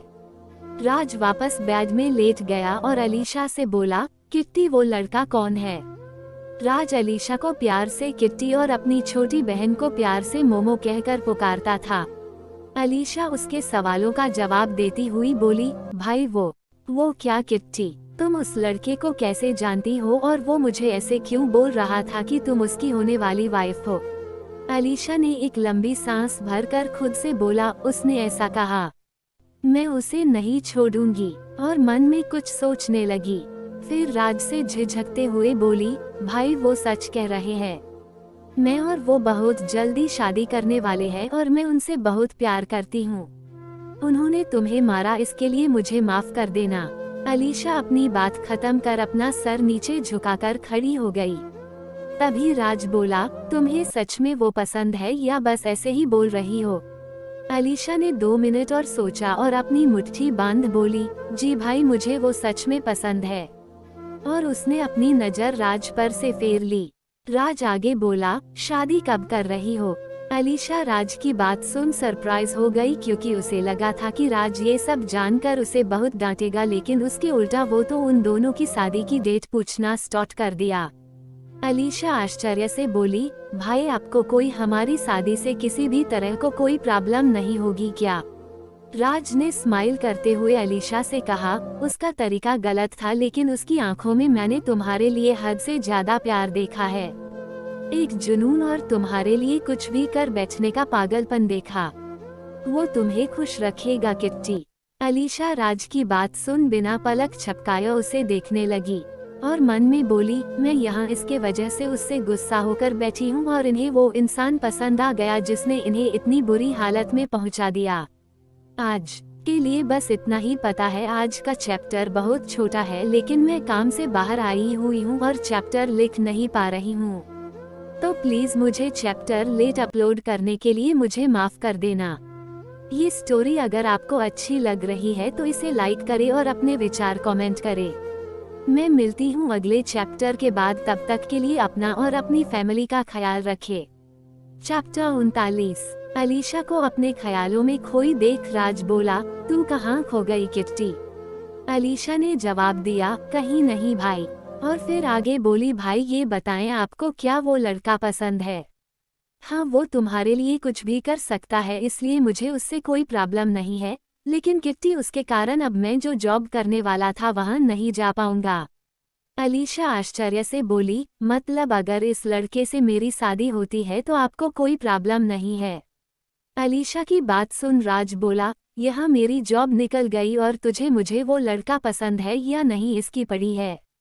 अलीशा आगे बोलने ही वाली थी कि उसके पीछे से एक हार्ड वॉइस आई, उसकी टेंशन तुम मत लो। अलीशा ने सिद्धार्थ की आवाज सुनकर पीछे देखा और बोली, किस चीज की टेंशन? सिद्धार्थ आगे बढ़ते हुए राज के तरफ देखते हुए अलीशा का जवाब देते हुए बोला, जॉब इसे मैं जॉब दे रहा हूँ तो इस चीज की टेंशन मत लो। राज ने सिद्धार्थ के तरफ आश्चर्य से बोला, तुम मुझे जॉब क्यों दे रहे हो? और एक बात बताओ, तुम आखिर हो कौन और मेरी बहन से कब मिले और उससे शादी, ये सब क्या है? सिद्धार्थ राज के सारे सवालों का एकदम सच सच जवाब दिया और अपने और अलीशा के बारे में सारी बातें शुरू से लेकर अभी तक की पूरी बात सच सच बता दिया। लेकिन उसने राज को कॉन्ट्रैक्ट के बारे में नहीं बताया, बल्कि उसके जगह उसने कहा कि मैं उससे सच में शादी करना चाहता हूँ, इसलिए ये सब कर रहा हूँ। राज उसकी बात सुन शौक में था और फिर थोड़ी देर चुप रहने के बाद बोला, तुम एक माफिया हो। सिद्धार्थ ने हाँ में सर हिलाया और बोला, पर मैं अलीशा से सच में शादी करना चाहता हूँ। और एक बात अगर तुम नहीं माने तो मेरे पास और भी तरीके हैं इससे शादी करने के लिए। राज सिद्धार्थ की बात बहुत अच्छे से समझ रहा था, इसलिए वह बोला, तुम अगर मेरी बहन से सच में प्यार करते हो तो मैं तैयार हूँ, लेकिन मेरी अगर तुमने मेरी बहन को कभी भी तकलीफ दिया तो मैं तुम्हें नहीं छोड़ूंगा, समझे? सिद्धार्थ राज के ऐसे कॉन्फिडेंट होकर बात करने से बहुत इम्प्रेस था और फिर वह अपने पॉकेट में हाथ डालकर स्माइल कर बोला, इस चीज की तो बिल्कुल भी फिक्र मत करो, मैं इसका अच्छे से ध्यान रखूंगा। राज ने स्माइल किया और अलीशा से बात करने लगा। शाम को अलीशा घर में कॉल कर राज के बारे में अपने फैमिली को बताया और उसके बताने के कुछ ही समय बाद उसकी पूरी फैमिली वहां आ गई। सभी ने राज से उसकी हालत के बारे में पूछा तो उसने ये कह दिया कि उसका एक छोटा सा एक्सीडेंट हो गया था। उसने बताया कि अलीशा के बॉस के साथ वह कहीं जा रहा था और उन दोनों का एक्सीडेंट हो गया और वो दोनों यहाँ पहुँच गए। श्रद्धा ने राज से पूछा, तुम उनके साथ क्या कर रहे थे और कहाँ जा रहे थे? राज ने थोड़ा सोचा और बोला, वो मुझे एक जॉब ऑफर किए थे जिसके सिलसिले में मुझे किसी से मिलवाने ले जा रहे थे। और राज के बातों को बीच में रोकते हुए कृतिका बोली, हो गया भाई, अब आपको अब रेस्ट करना चाहिए। राज अपनी छोटी बहन को देखकर बोला, तू यहाँ क्या कर रही है मोमो? तुझे तो अभी स्टडी करना चाहिए था ना। कृतिका बोली, अपने भाई की ऐसे हालात सुनकर कौन सी बहन चैन से घर में बैठ सकती है भाई? राज ने स्माइल के साथ उसके तरफ देखा और बोला, ठीक है मेरी माँ, समझ गया, अब मैं ठीक हूँ तो जा और स्टडी कर। कृतिका बोली, ठीक है भाई, आप जैसे बोलें। श्रद्धा ने अलीशा से कहा, बेटी तुम्हारे बॉस कहाँ है? उन्हें भी तो छींटे आई होंगी ना। अलीशा ने इधर उधर देखकर कहा, पता नहीं चाची, थोड़ी देर पहले ही तो यहाँ थे। खैर उनसे आप कल मिल लीजिएगा, अभी आप जाए और घर में आराम करिए, मैं भाई के साथ यहाँ रुकूंगी। श्रद्धा अलीशा को डांटते हुए बोली, नहीं तू घर जाकर आराम कर, तू थक गई होगी। लेकिन अलीशा ने जैसे तैसे श्रद्धा को वहाँ से जाने के लिए मना लिया और वहाँ रुक गई। उसने राज को खाना खिलाया और उसके वर्ग के बाहर बैठ गई। वहाँ बैठे हुए उसे कब नींद आ गई उसे पता भी नहीं चला। जब उसकी नींद खुली तो वह एक बेड में थी और उसने किसी के ऊपर अपना हाथ रखा हुआ था। उसने अपना सर उठाकर ऊपर देखा तो सिद्धार्थ उसके बगल में बैठकर अपने लैपटॉप पर कुछ टाइप कर रहा था। उसे देखकर अलीशा के चेहरे पर एक हल्की सी स्माइल आ गई और उसके मुंह से निकल गया, तुम ऐसे पत्तियों के साथ भी कितने अच्छे दिखते हो। सिद्धार्थ अलीशा की बात सुन उसके तरफ देखने लगा तो अलीशा को समझ आया कि अभी उसने क्या किया है, और वह तुरंत उठकर बैठ गई और इधर उधर देखकर बोली, ये कौन सी जगह है? मैं तो अपने भाई के वार्ड के बाहर थी। सिद्धार्थ ने अलीशा का जवाब देते हुए कहा, ये यहाँ का विप वार्ड है। तुम वहाँ अनकम्फर्टली सो रही थी तो मैं तुम्हें यहाँ ले आया।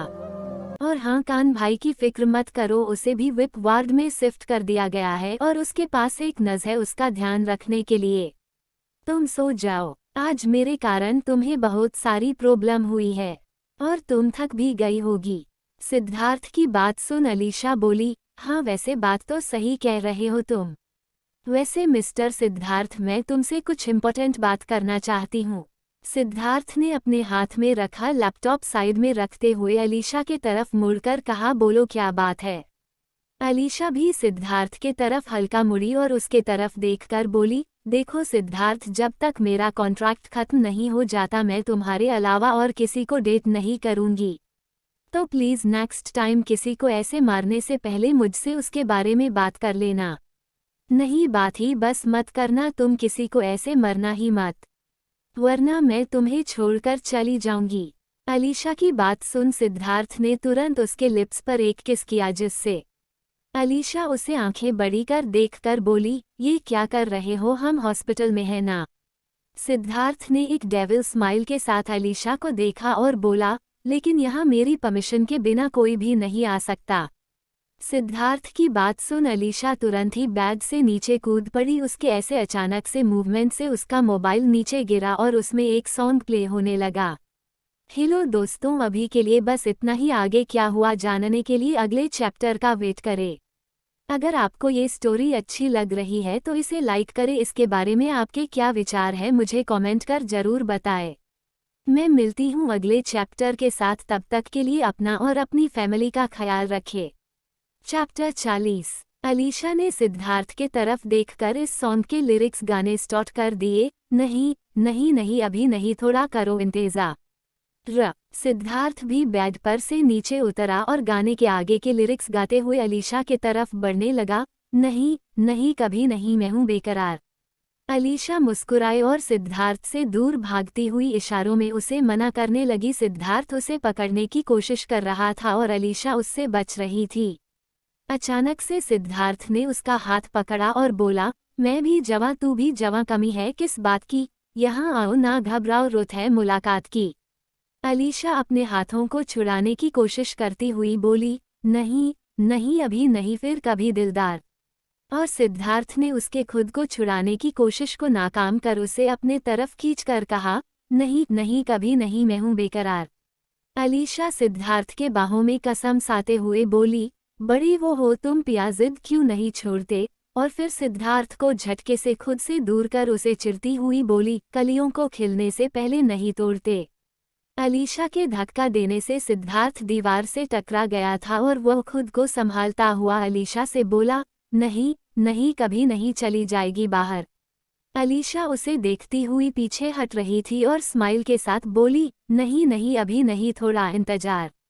सिद्धार्थ आगे बढ़ा और मोबाइल उठाकर सॉन्ग बंद कर दिया और अलीशा के तरफ देखकर बोला, अलीशा इधर आओ। लेकिन अलीशा उस वार्ड से बाहर भागने लगी। सिद्धार्थ दौड़कर अलीशा का रास्ता ब्लॉक करते हुए उससे बोला, रात बहुत हो गई है, चलो आराम करो। अलीशा ने सिद्धार्थ के तरफ देखकर कहा, तुम मुझे कुछ करोगे तो नहीं ना।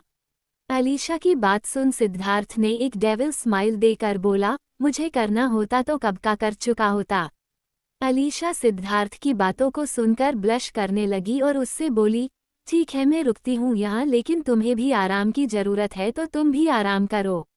सिद्धार्थ आगे बढ़ा और अलीशा को अपने गोद में उठाकर उसे बेड के तरफ लगाया और बोला, वैसे मैंने फैसला किया है कि मैं शादी तक तुम्हारे साथ वो नहीं करूँगा, लेकिन किस तो कर ही सकता हूँ ना। उसकी बात सुन अलीशा की आंखें बड़ी हो गई और वह सिद्धार्थ की गोद से उतरने के लिए हाथ पाँव चलने लगी। तो सिद्धार्थ ने उसे घूर कर देखा और बोला, ऐसे करोगी तो मुझे तुम्हें मजबूरन पनिशमेंट देनी पड़ेगी। सिद्धार्थ के पनिशमेंट का मतलब अलीशा समझ रही थी, इसलिए वह एकदम शांत होकर उसे देखने लगी। सिद्धार्थ उसके ऐसे करने से स्माइल करने लगा और बोला, गुड गुड गर्ल। फिर उसने उसे बेड में लेटकर उसके बगल में खुद लेट गया और उसे अपने तरफ खींचकर बोला, एक बात पूछूं? अलीशा ने सिद्धार्थ के आंखों में देखकर कहा, हाँ। सिद्धार्थ अलीशा के गर्दन से उसके लंबे बालों को प्यार से हटाते हुए बोला, क्या तुम ये सब सिर्फ कॉन्ट्रैक्ट के कारण कर रही हो? सिद्धार्थ की बात सुन अलीशा के एक्सप्रेशन थोड़े देर के लिए हार्ड हो गए और फिर वह बोली, हाँ, बल्कि जब ये कॉन्ट्रैक्ट खत्म हो जाएगा तब मैं तुम्हारे लाइफ से दूर चली जाऊंगी। सिद्धार्थ ने अलीशा के बात को सुनकर उसे गुस्से से देखा। उसके हाथ जो अलीशा के गर्दन के पीछे थे उससे अलीशा को अपनी तरफ खींचकर बोला, और तुम्हें लगता है कि मैं तुम्हें कहीं जाने दूंगा? उसने अलीशा के गर्दन को पीछे से बहुत टाइटली पकड़ रखा था, जिससे अलीशा को काफी दर्द हो रहा था।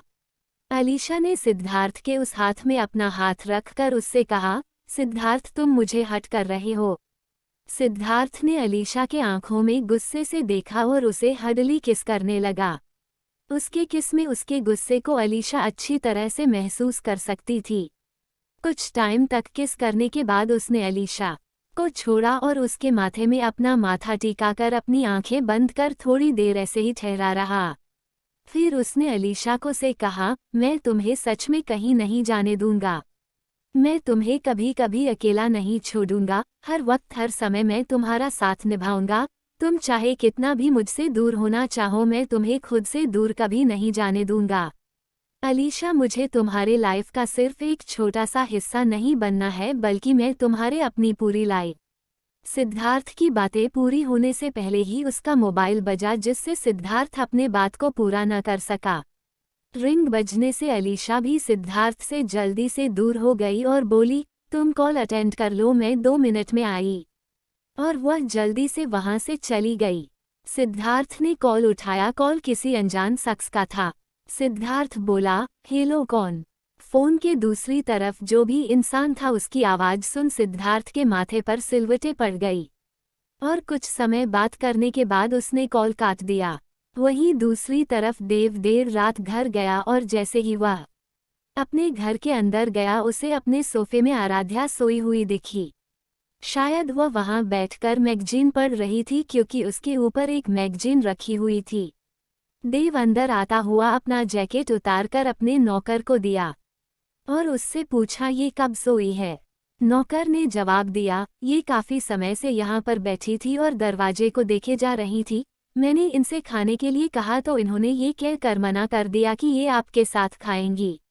मैंने इन्हें समझाया कि आप अक्सर लेट आते हैं, लेकिन ये नहीं मानी और आपका वेट करते करते यही सो गई। क्या मैं इन्हें उठा दूं? नहीं, मैं खुद इसे उठा लूंगा, देव ने अपना टाई खोलते हुए कहा और आराध्या के तरफ बढ़ गया। हेलो दोस्तों, अभी के लिए बस इतना ही। आगे क्या हुआ जानने के लिए अगले चैप्टर का वेट करें। अगर आपको ये स्टोरी अच्छी लग रही है तो इसे लाइक करें। इसके बारे में आपके क्या विचार है मुझे कमेंट कर जरूर बताएं। मैं मिलती हूँ अगले चैप्टर के साथ, तब तक के लिए अपना और अपनी फैमिली का ख्याल रखें।